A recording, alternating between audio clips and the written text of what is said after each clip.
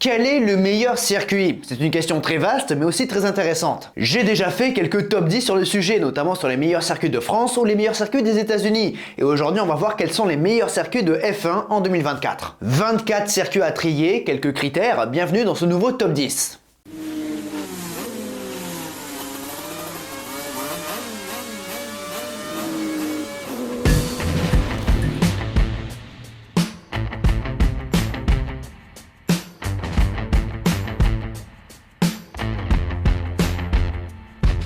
Comment répondre à cette question? Déjà, c'est sûr, c'est pas très objectif, mais afin de donner un sens à tout ça, je me suis donné quelques critères. Certains circuits sont plus propices au spectacle que d'autres. Certains offrent plus de possibilités de dépassement, des trajectoires différentes, ou tout simplement de grandes zones de DRS. Mais je dois dire que le DRS, ça m'attire pas tant que ça donne vraiment un côté très artificiel au dépassement, vraiment dépassement sur l'autoroute au clignotant. Voilà, je préfère les manœuvres à l'ancienne, vous me connaissez à force. Deuxième critère, le pilotage. Là aussi, certains circuits sont plus intéressants que d'autres. Certains procurent davantage de plaisir de conduite que d'autres. Ça peut venir de la technicité, du relief, de la vitesse, du danger. Bref, c'est évidemment très subjectif et pour y répondre, je me base sur les retours des pilotes ainsi que sur mon expérience forgée sur des milliers d'heures de simulateur. Maintenant, pour ce point précis, vous pouvez douter de mes capacités ou de ma légitimité. Maintenant, je pense savoir manier le sarceau au minimum. Enfin, en plus de ces deux critères qui peuvent rapporter chacun 10 points, nous avons 5 points bonus sur le côté historique. Et bienvenue sur la chaîne Le Circuit. Comprenez par là que l'aura que s'est forgé un temple de la course automobile au fil des années a un impact. Naturellement, Suzuka est beaucoup plus historique que Miami, ça va sans dire. De même que Spa est plus plaisant que Miami, ça va sans dire. De même que Spielberg est plus spectaculaire que Miami, ça va sans dire. Bref. Ce qui fait que potentiellement on a une note de 25 sur 20. Et là vous allez me dire, mais ça n'a absolument aucun sens. Ce à quoi je vous répondrai, oui. Commençons. Numéro 10 avec un total de 16 points, Jeddah. Je vous imagine déjà être choqué derrière vos écrans pensant que je ne pouvais pas encadrer Jeddah. C'est clair que j'avais des a priori sur ce circuit d'Arabie Saoudite, mais il faut dire qu'en termes de spectacle, il nous a convaincus. En ce qui concerne le pilotage, je dois bien avouer que je me régale à rouler entre les rails à si haute vitesse. De me jeter dans un virage à l'aveugle et de maximiser ma trajectoire en sortant au millimètre est très plaisant. Dès ma première session sur ce tracé arrivant en 2021, j'ai compris ce que disaient les pilotes à son sujet. Un circuit très plaisant et grisant, je confirme. Alors je confirme depuis mon simulateur. J'imagine que dans la vraie vie, ça doit être encore plus grandiose, encore plus exaltant. D'où mon 8 sur 10 sur ce point de vue là. J'ai également mis 8 sur 10 pour le spectacle, car il offre plusieurs opportunités intéressantes. Certes, le DRS n'a en soi pas de passe-droit pour se tracer à mon égard, mais leur disposition est intéressante. On peut attaquer et contre-attaquer, et ça, ce n'est pas donné à tous les tracés de Formule 1. Donc un bon point. Puis en termes de spectacle, la faute est vite commise ici, alors la safety car peut très bien relancer une course. Clairement, Jeddah est une très bonne surprise pour ma part. Je valide. Numéro 9, Monaco. Oui, je sais, vous êtes très nombreux à le détester, et il est clair que les F1 actuelles sont bien trop volumineuses pour nous offrir du spectacle à la régulière par temps sec. Je tiens à préciser que toutes mes notes de spectacle ont été faites dans l'hypothèse d'une course tenue sur piste sèche. Parce que Monaco sous la pluie, ça vaut bien un 6 ou un 7. Sur le sec en revanche, c'est avec un 2 sur 10 que le tracé de la principauté s'en sort. Personnellement, j'aurais mis 4 ou 5, mais on ne va pas pousser mémé dans les orties. En fait, pour beaucoup, s'il n'y a pas de dépassement, ce n'est pas intéressant. Un argument qui peut facilement être défendu, je vous l'accorde. Mais il y a d'autres prismes pour observer et apprécier un Grand Prix de Formule 1. Monaco éprouve les pilotes car il s'agit du circuit le plus techniquement difficile où la marge à l'erreur est la plus fine du championnat. Et de par sa difficulté à dépasser, nous avons chaque année des qualifications hors du commun. Alors c'est sûr, des Formule 1 plus petites et surtout plus maniables permettraient d'avoir probablement plus d'action, mais malgré cela, Monaco restera un circuit de pilote et de pilotage. Voilà pourquoi je lui ai mis 9 sur 10 sur cet aspect. Quand on maîtrise Monaco, on comprend pourquoi les pilotes le défendent autant. Quant à l'aspect historique, c'est bien évidemment un 5 sur 5, ce qui nous donne une note de 16. Et là, vous pouvez vous demander, mais comment on départage deux totaux égaux? Eh bien, je donne la priorité au pilotage. Numéro 8, il vient juste après Monaco dans notre classement et au championnat, il a une note de 17 sur 20, c'est le circuit Gilles Villeneuve. Circuit très agréable sur lequel rouler, que les pilotes aiment beaucoup, historique depuis le temps qu'il est au calendrier, 1978, mais aussi historique de par ses moments d'histoire qu'il a connus et également un tracé qui offre de belles courses avec en prime un public de connaisseurs qui répond présent. Le tracé de l'île Notre-Dame offre des enchaînements intéressants où l'erreur n'est pas permise. Dans sa première partie, les murs ne sont jamais bien loin et il vaut mieux avoir des freins solides pour boucler les 70 tours de ce Grand Prix. Puis, comment ne pas évoquer sa mythique dernière chicane et son mur des champions? S'ajoute à ça un potentiel risque de pluie qui pimente les choses. Au fil du temps, c'est devenu un rendez-vous incontournable et apprécié du paddock de Formule 1. Bref, vive Montréal et son circuit Gilles Villeneuve, clairement un de mes rendez-vous préférés. Numéro 7, avec également 17 points, Austin, Texas. Dans mon top 10 sur les meilleurs circuits américains, je disais, et je le pense toujours, que le circuit des Amériques n'est pas un circuit très représentatif de ce qui se fait aux États-Unis. Une technique différente et pas piégeux ou vallonné comme bon nombre de tracés de Oncle Sam. COTA est un circuit européen implanté aux États-Unis. Ce n'est pas pour autant qu'il n'est pas apprécié, bien au contraire. Puis sur les 3 circuits aux États-Unis qu'on a au calendrier, c'est le seul circuit permanent. Reprenant quelques idées de virages mythiques déjà vus sur d'autres circuits du globe, comme l'enchaînement du premier secteur qui n'est pas sans rappeler Silverstone, ou encore le quadruple gauche d'Istanbul transformé en quadruple droite. Austin procure beaucoup de plaisir de conduite. Bémol, l'erreur est trop permissive, mais dans le paysage de la F1 actuelle, ça reste une superbe carte. Et il fait partie des rares circuits offrant du plaisir de conduite et du spectacle à la régulière. Ouais, le DRS aide pas mal, mais le dernier secteur sinueux nous démontre encore une fois qu'avec plusieurs trajectoires possibles, les pilotes peuvent s'exprimer au corps à corps. Et ça on aime. C'est un circuit qui permet aux pilotes d'exprimer leur qualité, et c'est pourquoi il est aussi bien placé. 8 sur 10 en spectacle et en pilotage, et 1 en termes historiques. Et oui, il n'est là que depuis 2012, et bien qu'il fasse partie des plus importants et intéressants du calendrier, ça fait un peu jeune. Je rappelle que je note les circuits et pas les grands prix. Numéro 6, Spielberg avec 18 points. Ce circuit est un contre-exemple, une antithèse, un contre-pied, un opposé, un oui mais. Dans une époque où les architectes veulent battre le record de virages par circuit ainsi que la vitesse de pointe en ville, le Red Bull Ring nous rappelle que seuls 9 virages suffisent pour créer du spectacle et du plaisir de pilotage. Puis là où les nouveaux tracés nous offrent des secteurs rapides et des secteurs sinueux, forçant les acteurs de la piste à faire des compromis, Spielberg ne fait pas de concessions. Circuit très on-off, d'accélération-freinage, où on trouve nettement moins de subtilité que sur d'autres pistes. Au final, Jeddah est un petit peu similaire avec un caractère très rapide, chose qu'on ne peut pas dire avec les circuits comme Austin. Bref, l'ex-Österreichring est également très court avec des chronos autour des 1 minute 5, ce qui fait de lui le circuit le plus rapide chronométriquement du championnat. Je suis sûr qu'il serait tout autant intéressant sans le DRS, et c'est pourquoi j'ai mis une aussi bonne note en termes de spectacle. Et j'imagine également qu'avec des bandes d'herbe ou des bacs à sable comme à l'époque de la 1 Ring, il sera encore meilleur en termes de pilotage car moins permissif. C'est vrai, je chipote, mais c'est pourquoi je n'ai mis que 7 et pas plus sur cet aspect-là. En ce qui concerne la partie historique, il faut dire que sa position en milieu de championnat l'isole de moments potentiellement décisifs qu'on peut avoir en fin de saison, et le fait qu'il fut absent de 2003 à 2014 n'aide pas, ce qui explique le 2. J'ai hésité avec 3. Numéro 5, Monza, le temple de la vitesse et des tifosi avec également une note de 18 sur 20. Rapide, plus dur qu'il n'y paraît, rapide aussi, et également rapide avec un côté historique qui le rend incontournable.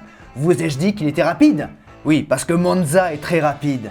Si aujourd'hui avec des tracés comme Bakou ou Las Vegas, dépasser les 350 km/h est moins exceptionnel, Monza reste le temple de la vitesse car il n'y a aucune concession.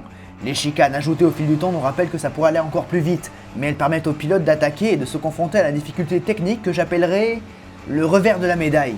Avec de si longues lignes droites, vos ailerons sont des lames de rasoir. Ainsi, la traînée est moindre et le freinage aérodynamique est nettement plus subtil qu'à l'accoutumée. Les pilotes doivent donc s'y habituer, de même que s'habituer à rouler à des vitesses aussi élevées. Les Lesmo ont leur propre caractère très appréciable et Ascari est un vrai défi. Puis la Parabolica, bien qu'asphaltée sur l'extérieur, reste un juge de paix, où un gros cœur est recommandé pour se jeter dedans. Autre effet de la faible traînée aérodynamique, l'aspiration et le DRS sont moins flagrants, et avec des voitures aux performances de freinage aussi ahurissantes, il est plus difficile pour les pilotes de se dépasser, mais ça reste plus faisable que sur d'autres circuits. S'ajoute à ça les tifosi en délire, le podium surplombant une marée humaine, et le fait qu'il s'agit du circuit le plus utilisé par la Formule 1 et vous obtenez un rendez-vous immanquable, qui vous rappelle la popularité de la Formule 1. Numéro 4, Interlagos avec un 20 sur 20, 16 si l'on enlève les 4 points bonus sur l'aspect historique. 8 sur 10 en termes de spectacle et de pilotage, j'estime qu'il s'agit de la valeur de Sao Paulo. Clairement l'un des rendez-vous préférés de la saison avec un circuit au caractère old school. Ses vallons sont tout simplement jouissifs. Tout commence par le S de Senna où vous pouvez freiner tard et amener de la vitesse en plongeant dans la pente. De plus, avec plusieurs trajectoires, vous pouvez défendre et attaquer. La courbe au sol tout en accélération vous conduit dans la deuxième ligne droite où des attaques et contre-attaques ont souvent lieu. Le double gauche de Subida do Lago, j'ai fait aucun effort sur l'accent, est génial avec beaucoup d'élan conservé. De même que Ferradura, un mythe.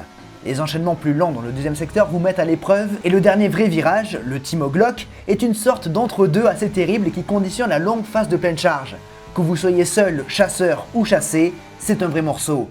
Puis on est au pays de Senna et les fans ne manquent pas de vous le rappeler, sans oublier la Chuva qui fait régulièrement son apparition. Non, Interlagos est clairement l'un des meilleurs circuits du monde et donc un des meilleurs du calendrier de la Formule 1. Un de ceux que tout néophyte ne doit pas manquer. Numéro 3, Suzuka qui compte également 20 points sur 20.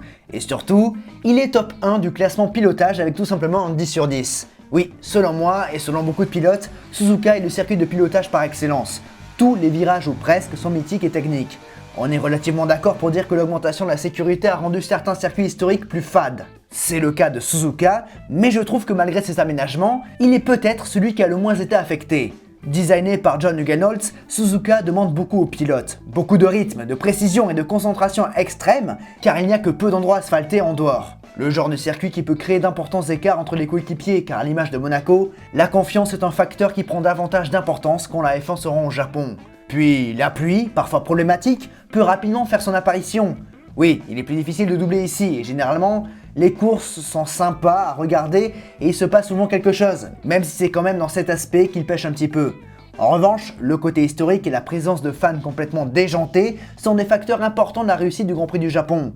Avec ce rendez-vous, il y a toujours quelque chose à dire. Numéro 2, avec 22 sur 20, oui, Silverstone. Plus plat que Sao Paulo, mais tout aussi intéressant. Je le sais car j'ai mis la même note au pilotage.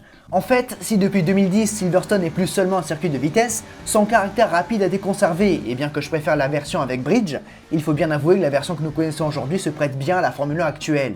Car en plus d'être l'une des pistes les plus sympas pour le pilotage, le spectacle est au rendez-vous. Des lignes droites et quelques enchaînements avec plusieurs trajectoires possibles. Vous connaissez la formule à force. Et comment ne pas évoquer Maggots, Beckett, Chapelle, le genre de virage qu'adorent les Formule 1, là où ces bolides se distinguent des autres catégories.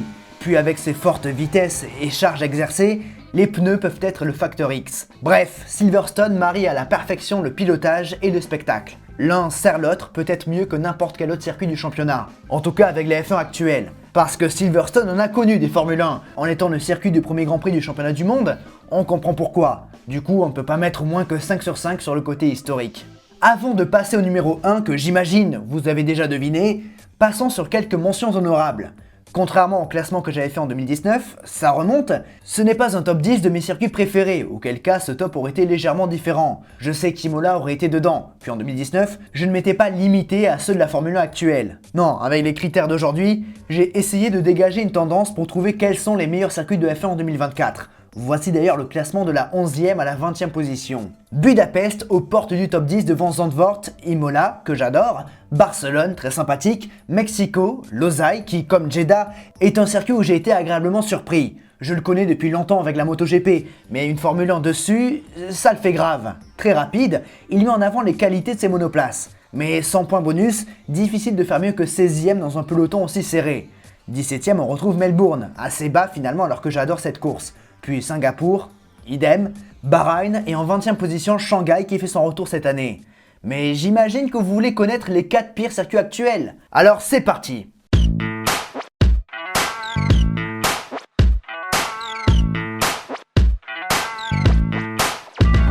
Numéro 21, Abu Dhabi avec un 12 sur 20. Oui, c'est vrai que c'est moins chiant avec les emménagements de 2021.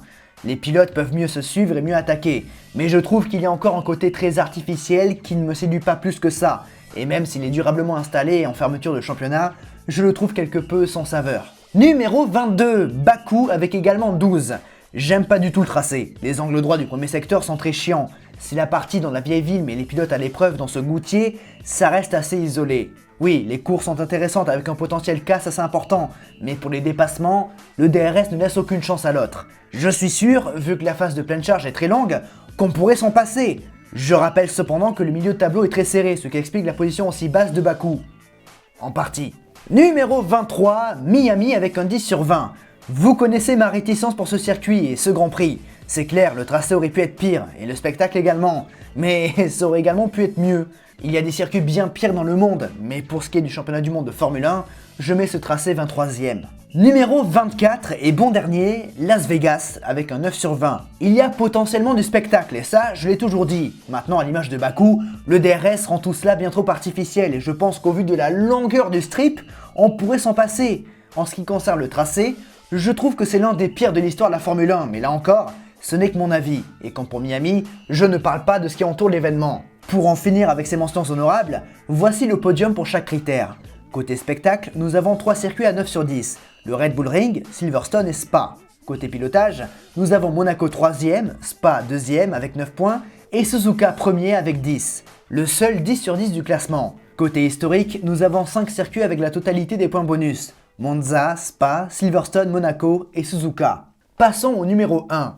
Numéro 1, grand favori, on ne voyait pas comment le podium aurait pu lui échapper, c'est bien sûr Spa-Francorchamps avec 23 sur 20. Ce tracé est un pur régal pour les pilotes et les spectateurs. Un pied fabuleux à se challenger sur ce toboggan des Ardennes et des possibilités de dépassement avec ses longues lignes droites et ses freinages. C'est un tracé à l'ancienne qui, même s'il a été modernisé, n'a que peu changé depuis sa reconstruction dans les années 70-80. Spa est un mythe et un héritage d'une époque révolue. Contrairement aux circuits plus conventionnels qui sont le fruit de beaucoup d'aménagements, Spa trouve sa force dans le relief. Les gauche-droite ou droite-gauche ne sont pas des chicanes, mais des courbes où le pilote a du travail à fournir. Les lestages et délestages doivent être gérés. Les freinages en appui et en descente demandent de la dextérité. Puis le compromis est dur à trouver en termes de réglage, et il est possible de se dépasser. Et comment ne pas évoquer ce cadre magnifique? Alors, où passent les 2 points manquants? 9 sur 10 pour le spectacle et pour le pilotage. Pour le spectacle, c'est peut-être dû aux formules actuelles un petit peu trop feignantes. Pour le pilotage, c'est à cause de la modernisation et de l'efficacité de ces autos. Le raidillon est devenu trop permissif et ce n'est même plus un virage, de même que Blanchimont qui, jadis, en demandait une paire solidement attachée. Après, l'arrêt de bus est, je trouve, moins intéressant que l'ancienne version bien plus nerveuse. Mais malgré ses quelques défauts, Francorchamps reste une référence absolue dans l'univers de la course automobile.